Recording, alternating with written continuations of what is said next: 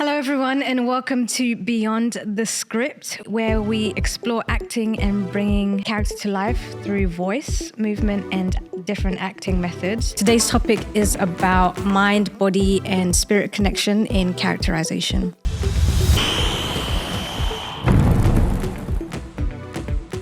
Welcome, everyone, to the podcast studio, and we are in LAMDA in the Limbri studio. The script that we'll be exploring today is called Heart of the Home, written specifically for this show by an upcoming writer, Harvey Hammer. So let's start with you, Samuel. If you can just briefly tell us about yourself. So I trained here at LAMDA, I think 2015 to 2019. So that was four years, did the foundation, then went on to train in the BA course in professional acting. Okay, and what practices have influenced you as a movement practitioner? As a movement practitioner, so I think as a young person, I think I did loads of sports. I played football, basketball, rugby, boxing. I did everything. Yeah. Some mainly stock, so boxing mainly stock, and running. So I always found different ways of kind of expressing myself movement-wise. And when I got a bit older, I think I must have been about 19, and around that time I started training here as well.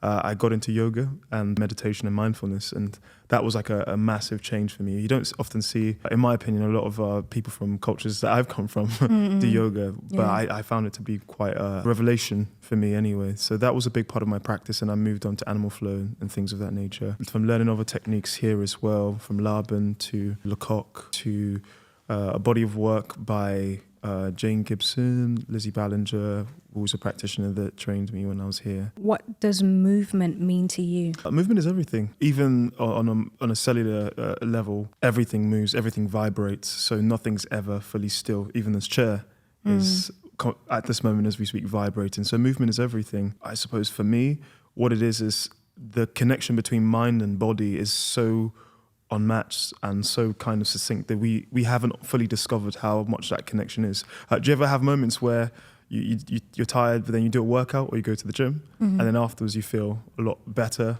Or I don't know, you feel type of where you go dancing, why people go clubbing and things of that nature, and then it's a form of release. So when I say movement is everything, I really believe that.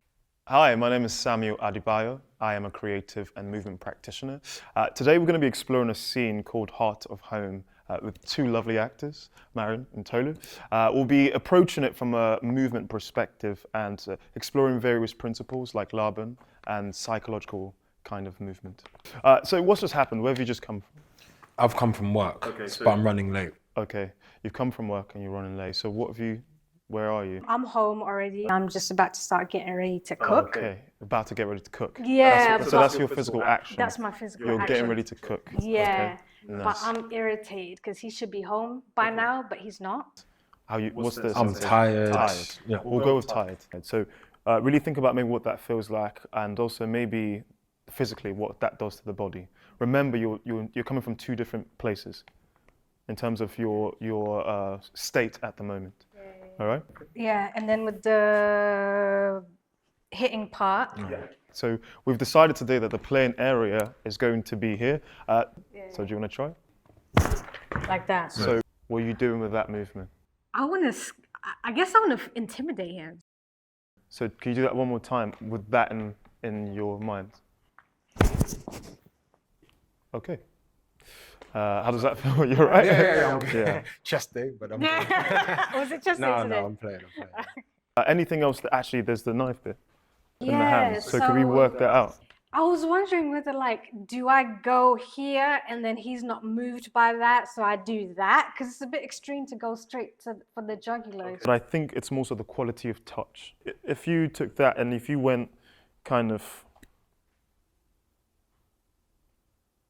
a slow approach, or is it? Does that make sense? So you can have a play. So what is the quality of intention, or what is that doing to him? Because that's in regards to him. Remember, it's always what you're trying to do to the other person. One more thing to remember is the breath. The breath is very important.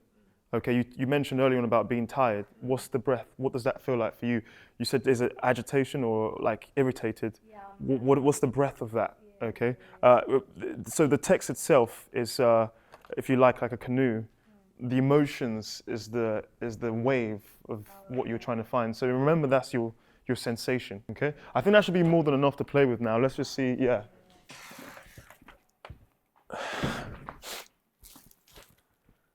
A little late. Who did you talk to this time? No one. You know, always come straight home to you, honey. That's funny. Sarah came by this morning to check in on you. So, sleeping with a neighbour now, huh? What? No.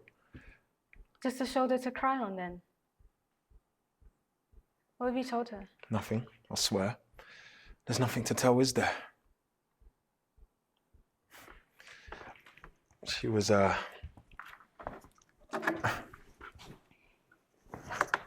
She was probably just being nice after my fall. And see, okay, nice. How was that? You guys okay? Yeah, got the first one out the way. Yeah, got the first one out the way. It was important to get the first one out the way. You got to the end of it. I mean, I was actually going to stop it, but I thought actually it's important to get the first one out. And Tolu, if you could briefly tell us about yourself. So I studied at Identity and also in college, and then I was training sort of elsewhere outside, just workshops and stuff like that. And that's how I met Sam. And just exploring movement and, as you said, mind, body, spirit connection, and even separate to sort of just acting. It's super just healing for me as just a black man, and being able to just see how much tension and, like anxieties in my body. Could you tell us a little bit about the projects that you've been in? Noughts and Crosses, BBC, that was big for me because we've all read Mallory Blackman's Noughts and Crosses, right? So getting to meet her, it was like, oh my God, wow. Mallory. But so that was big. And then Tom Jones, ITV, and I'm currently working on my first sort of written acting in. So I was about to say directed, I ain't directing it. But big up Oscar, so I'm about to sort of do that as well. Nice. And could you tell us just briefly, why do you act? You know what? I've always loved sort of the craft, but ultimately because of God. For me, it's just such a healing process for myself, and it's cathartic as well. I say it's just being God's vessel. And I can't remember how old I was, but there was a day when a friend called me and was like, and he's super spiritual, and he's like, he had a dream that I was an actor. And at that time I had tried so many different stuff, and for me it was like, yeah, you know what, let me sort of be as purposeful with this craft. Yeah. That's why I would say mine is similar in terms of I'm a Christian, and you're always kind of trying to find your purpose and your why behind the what. So I resonate with that a lot, definitely. Amen. So thank you for sharing that. Samuel, how did you approach the script in preparation for today? Like, what did you want to do with it? And how was that affected when we brought our actor's instinct? Just generally was just reading the story and seeing, I suppose, what it was about, and fundamentally you can tell there was an element of abuse there. Yeah. What I really actually liked about the script was it wrote things in a way that usually in scenes of abuse or something of that nature, it's often the man that is kind of the abuser. And there was a nice juxtaposition where it was actually the woman that was somewhat the one that was quite the abuser for obviously like various or whatever reason. So like, how was that affected when you saw what we brought? Did it change anything in what you were hoping to bring out? Of course, naturally. I think it's a collaboration. That's like one of my biggest mantras. Like, this is not a dictatorship. Yeah. I mean, you offer things out, and I kind of go off what you're given as well. Yeah. And the idea for movement is to try and get the best and the most honest truth from what the actors have to offer. I don't think we really appreciate how much you have to be conscious of that as well. Art isn't complete, it's abandoned. So we'll never get to the point where we fully got to the zenith truth. All we can do is try to explore that as much as possible. It's not something we can actually fully, finish. So it's just something to be mindful of, is that, often we, as artists, we're trying to always go, oh, this is what it is. But you get to a point, all you can really offer is your truth in the moment. What was the sensations? What did you feel? How did you feel in the scene, physically? I can't say I felt physically present, if I'm honest. That's okay. I felt like I was pushing a bit. What I noticed there was this wasn't set up. She's already kind of... I just thought I'm getting ready to get... So, or is it that she's doing this? because the physical action of it is the fact that you said she's irritated, right? Right. How was she using this already? That's saying something. Yeah. When you came into the scene, you were sort of standing there. That could imply you were waiting for him. Yeah, But if you were waiting for him and you're irritated, is it that you move around? Okay. Was it that you prance around the space, or there's this... Where the fuck is this? Excuse my language. But where, do you know what I mean? It has that kind of energy. So it's active. There's another thing I'm going to introduce now based on what I saw. There's 3 different concepts: your gut center, your heart center, and your mind. So this being there. So if you're having a guttural reaction, that's like an instinct. Something drops, you do that. That's gut. Heart center is love or hate or big emotions here. Or when you're detached from something, or you're seeing things from a very logical perspective, it's the mind. So which center would you say maybe she's existing in this moment? So you say gut center is... The primal instinct. So something falls, or you have a moment and you go, shock. Yeah. Or you're deciding based on your primal kind of experience. And So then it's heart very center... being your feelings, or like something that has a lot to do with emotions. Okay. A disliking towards something, a liking towards something, a feeling towards, and mind center being quite practical about something. Okay, I feel like it's heart... Heart center. So from that heart center, could you play with this concept for me of when you feel like you want to really connect there, or if you feel like a sense of betrayal, it's in. Okay. So keeping that alive in the body and let it affect your breath as well. Okay. He says certain things that triggers you. Okay. And how does that trigger affect you? Because it's based on what he said. You don't, obviously you said you're irritated by me, you don't trust him. So there's a lot of that internally going on. So what's the breath? What's the impulse for you to go that? You found some really nice moments there, which was when you said I love you, I actually believed it. And I felt that you were actually worried about her. I felt that. So there's 2 things kind of like conflict. You got a child together, so that's the baby mother, but the love's gone. There's nothing there. So how do you balance that? I care for you, but I actually don't love you. And is that I love you? Is that a lie or is that true? Are you don't have to tell me. Okay, it's cool. rhetorical, but is that a lie or is that true? Just something for you to play. Or it can be complex. To which degree do you love her, but you in love with her? Okay? Same for you as well. You found it there in the breath. Keep that sort of alive in the scene. And if you don't feel like you're really connected, don't keep your center towards each other, if that makes sense. Yeah. You can open it out in terms of if you don't feel like, actually, I don't want to talk to you right now. If we don't trust people, we tend not to give them our center. Okay. From a psychological perspective, we'll always kind of find a way to move it around if we don't trust, okay? That's enough to play with for now. I might stop you, but I want to see that kind of energy. And one more thing, take your time. Yeah. Remember, take your time. If you don't feel the words, don't say it. Play.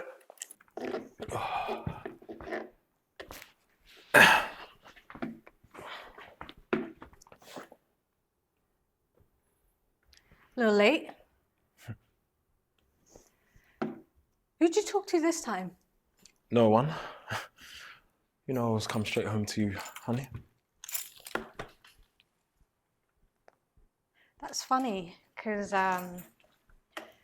Sarah came by this morning to check in on you.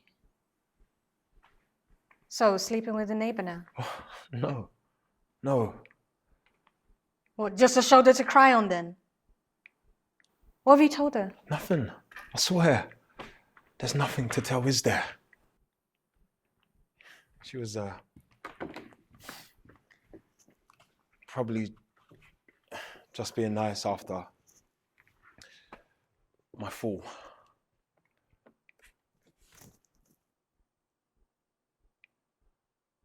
If you tell her or anyone anything, yeah, I'll leave you. Please, let's not. No, let's. You're such a weak man. No one would have you anyway. Admit it. You don't stand a chance without me. Is that okay? How did that feel this time? Yeah, you could tell we've taken on more of what you said. So that was actually, physically is a lot more alive in the scene. That opened you up. Okay. That kind of Yeah, He gave you something to play with. You found something there where it was like, I caught it in the eyes. You was like, you already given her the keys beforehand, which was, yep, we've been here before. You can take my keys. There was something quite nice about that. That was, you can keep that, we can play with that if you want. And Tolu, what was your initial instinct about James, and how did that change when Samuel got involved? There was a level of empathy for him because Okay. ultimately he's being abused, but there's still this element of, will people believe him?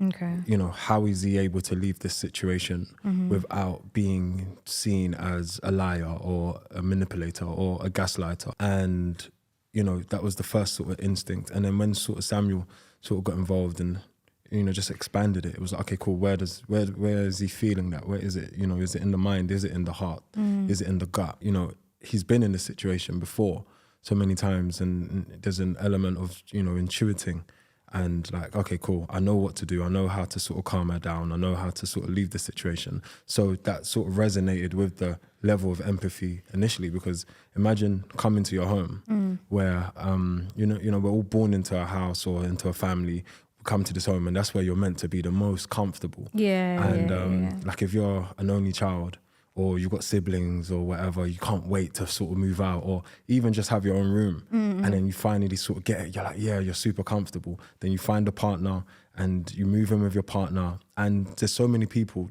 similar to sort of James who don't ever feel comfortable anywhere at their own home. And the only time they probably feel super comfortable is when they go back to their parents' home. So I just had that sort of level of empathy for this man who has a home, but there's no sense of peace.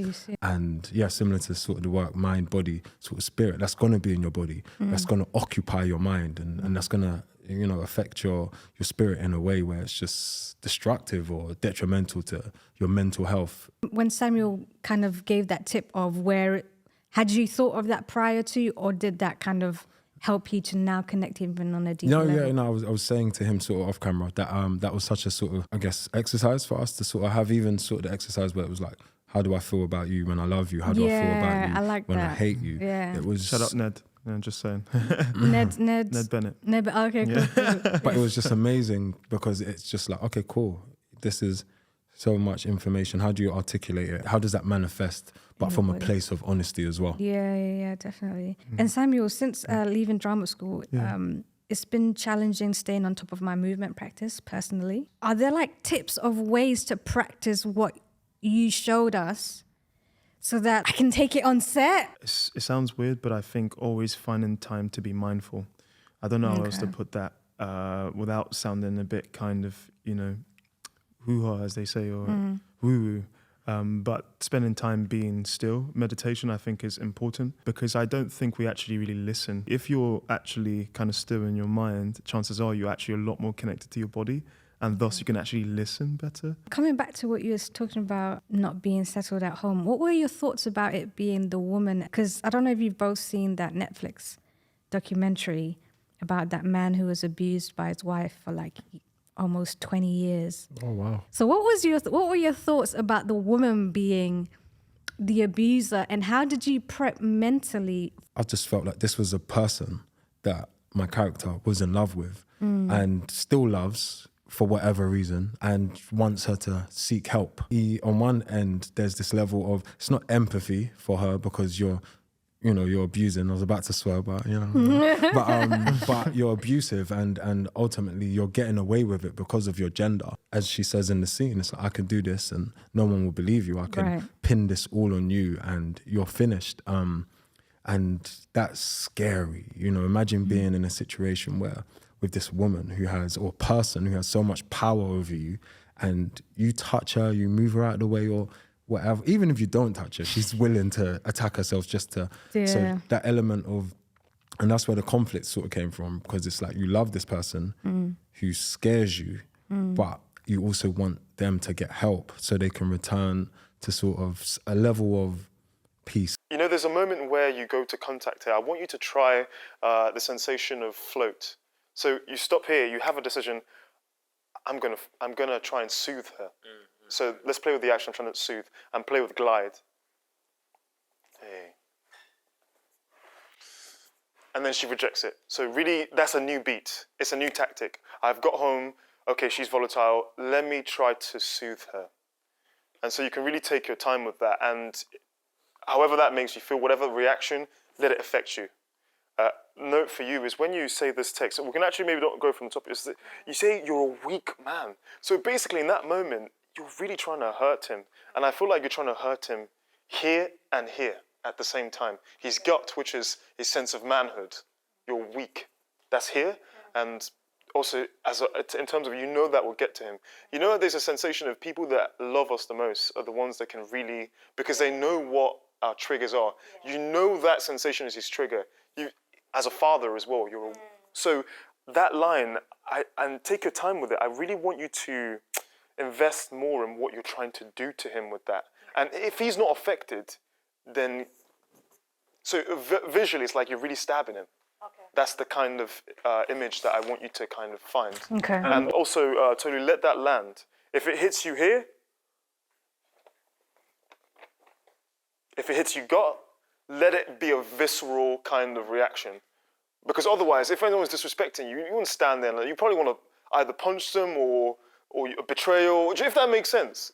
So let it hurt or let it hit you and let it in the spine, okay? And when you go to hug her, make that a decision. Don't move unless you've decided that you're going to, because at the moment it just, it needs to be a clear moment that I'm going to soothe her now. That's funny because Sarah came by this morning to check in on you. So, sleeping with a neighbor now? What? No. Just a shoulder to cry on then? What have you told her? Nothing, I swear. There's nothing to say, is there?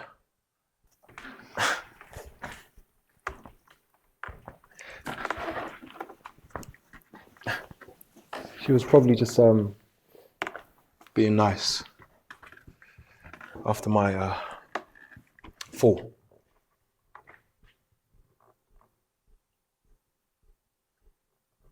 If you tell her or anyone anything, I'll leave you. Please, let's not. No, let's. You're such a weak man. No one else would have you anyway. Admit it. You don't stand a chance without me. How did that feel? Yeah. There was definitely more presence. Yeah, that was interesting. You were finding some things. I feel like I'm still conscious of of the fact that I'm not in the space in my head. Okay. Like, do you mean in terms of conscious of not being in the actual house? Okay. I get that. I think that sometimes what we can really play is moment to moment. Okay. What I saw there was that you were trying to affect change. The reason why we speak is because we're responding to someone else. Yeah. And I felt like it was landing. Okay. The themes of this is, if you can say, it's a bit of kind of, not domestic violence, but there's an element of that there. So there's an element of, so this is what's going on. Yeah. The world is something that's already created. Is what are you trying to do to this person? Okay. And you found some nice moments there. When you said you're a weak man, I felt that it was coming from a place of truth. What I also wanted you to kind of invest in as much as that's the case, but you love this person as well. Yeah. So that's the challenge. Yeah. So when she says that, also she loves him. So she's saying that as a way to, in a way, hurt him so she can keep him close. Okay. So I kind of also want to feel that desperation, because that's the last option she has to keep him. You're not going anywhere without me. Right. So this is, if you go out in the world, you can't survive because you need me. Right. That's what she's saying. Okay. In other words, please stay. Okay. We'll do one last exercise. So I want you to think, when you, in this person, obviously in character, think about the best person about her and the worst thing about her, and use an adjective of you're a dependent little child. That's the worst thing you see in her, and the best thing could be the mother of my child. That's the best thing. Because when we look at someone, our perception of them changes depending on how we see them, right? You're my knight and saving armor, or you're a selfish prick, or something like, excuse my language, but you get the idea anyway. There's that kind of energy. So when we look at someone, it changes depending on what's going on in our psyche. So, and ideally, the more conflicting it is, the better. So let's try that for a moment. Before you go into the scene, just take a moment, just looking at each other, and just obviously take a breath together. And we'll start with the first scan. Take the worst thing that you see in this person, obviously in character. Did we say it? Or? You don't have to say it, but just you're looking at them from that gaze. The worst thing that you've seen based on the story that you know, that we've discovered, okay? And now think about the best thing that you see in each other. And just let that affect you, no acting required. Just have that kind of perception in mind, okay? Keep it outwardly focused. Nice. We'll do one more thing. Walk close together and push your palms against each other. As hard as you can. As hard as you can. Feel that sense of... And release. That's not as hard as you Yeah, can. because you would have went flying. I'm strong enough. I've got muscles. Feel the friction, so there's that, okay? But to be honest, you got a lot of heavy lifting to do in this scene. Yeah. But you're finding layers, which I think is so nice.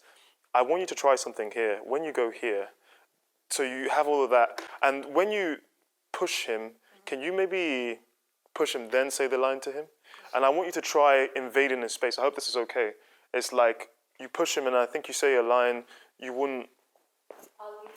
I'll leave you. So I want you to really intimidate him with that. So think lion, and so you're a smaller person, but you're trying to intimidate. You said so. Step in his personal space when you do that. I'll leave you. Would you tell him in his ears to kind of maybe put a bit of speaking to him here? I'll leave you. So because at the moment what happens is like. You say the word, but it's what you like I said. And in this moment, think, lie, and pray. So you can even walk around him. I'll leave you. You ain't shit. I'll leave you. And he's still not affected. Then you go, he's not moved by this. Yeah. New tactic. Okay. And in this bit, maybe go, take your time with this one. Try glide, the sensation of glide. Yeah. So.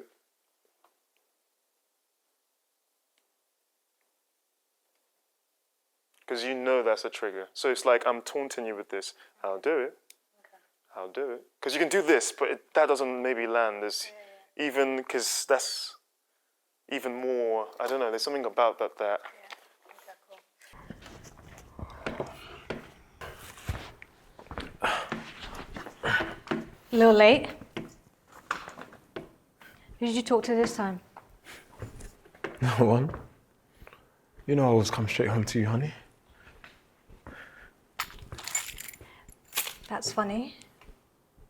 Because Sarah came by this morning to check in on you. So I'm sleeping with the neighbor now. What? No. No. Just a shoulder to cry on then. What have you told her? Nothing, I swear. There's nothing to say, is there? If you tell her or anyone anything, I'll leave you. Emma, please, let's not. No less. You are such a weak man. No one else will have you. Admit it. You don't stand a chance without me.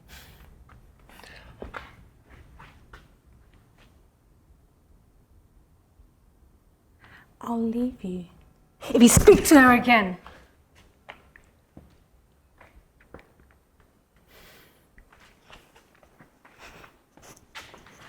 Or I'll do this. No one will believe you. Emma, please don't do anything stupid. There's nothing going on between me and Sarah. I haven't told anyone anything. I love you.